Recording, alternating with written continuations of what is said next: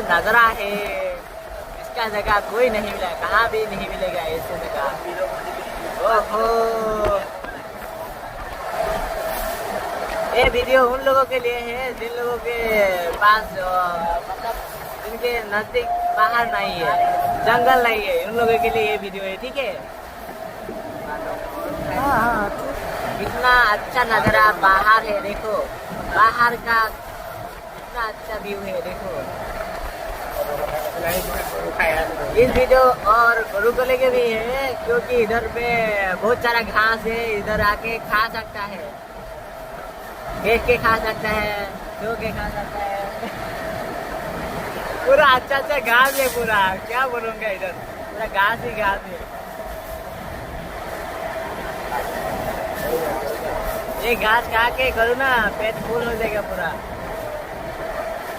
और ये गरु बार बार आना चाहिए जगह पे। ये लोकेशन कहाँ है पे मालूम नहीं, लेकिन इधर आएगा तो